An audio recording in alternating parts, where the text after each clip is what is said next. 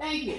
All right, so we're going to do our numbered heads activity. I need my number ones to explain to my number twos what the 3 criteria are for index fossils. Go. I'm going to give you about a minute. The 3 criteria are must be abundant, easily identified, abundant, easily identified, I can't say it. Those really quickly. Quickly. It goes out and it dies already. So one is, 2 is easily identified, and then another one Because then if it's connected to 2 different continent sides, then you know that those continents used to be connected. Then it also has to be easily identifiable because you have to be able to easily know that is what that fossil is.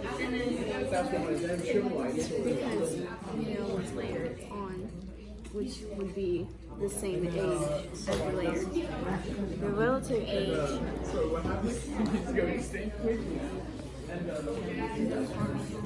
Spread widely, there's a lot of them.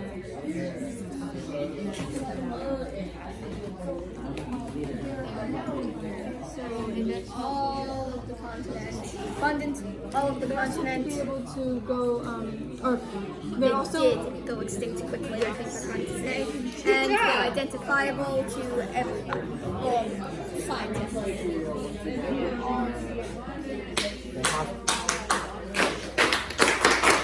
All right, hopefully everybody had a chance to do that. If you didn't, we'll bring it right back. Number twos.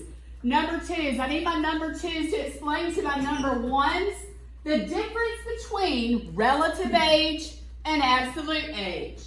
Go, you got about a minute.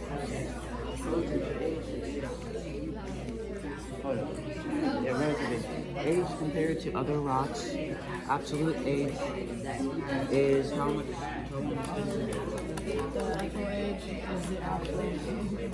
How do you know? Absolute? How do you know that?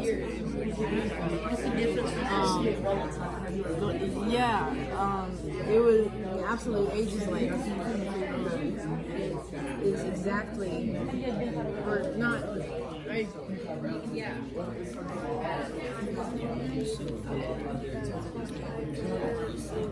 Now put it in your own words.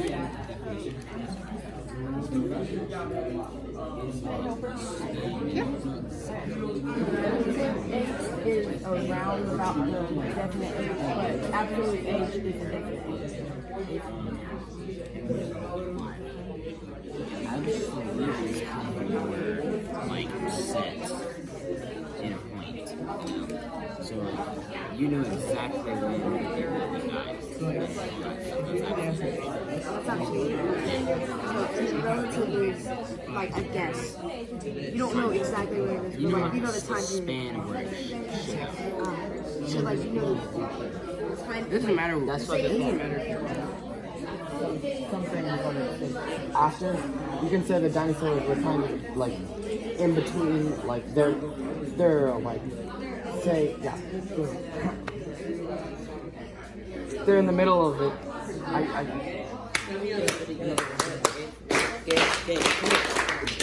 Okay, so you don't know who I'm going to call on now, right? So I'm going to just ask if you want to volunteer, raise your hand. If you don't, I might voluntold you anyway. So, first question. My first question. Now I'm seeing if you pay attention to your friend.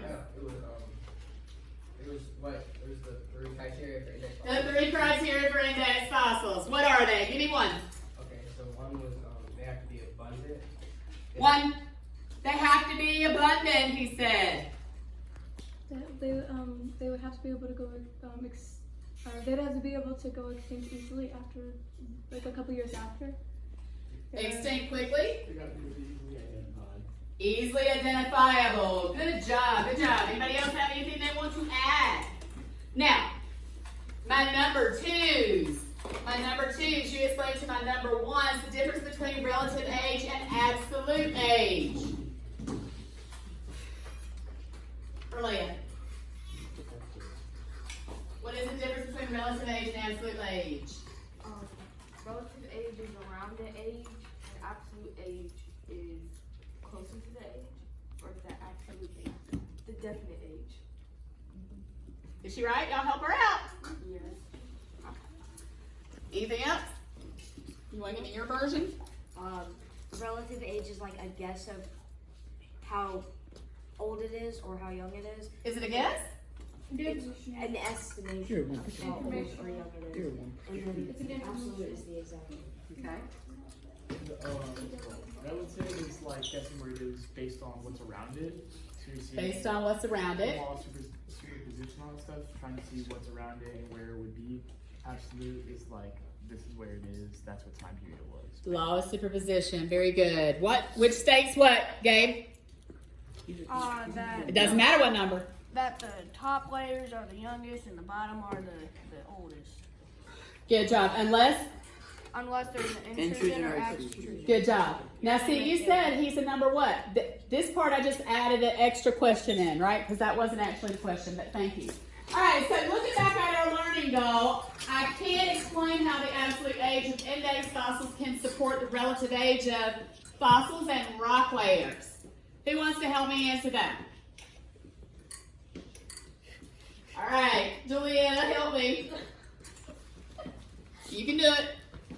Okay, the absolute age of index fossils, such as trilobites, Hi. can be used to, like, you know the absolute age of the trilobite, so using that absolute age, you can guess, like, okay, so this is in a rock layer above where all these trilobites are, but there aren't many trilobites here, so this layer must have come after the trilobites were mostly extinct.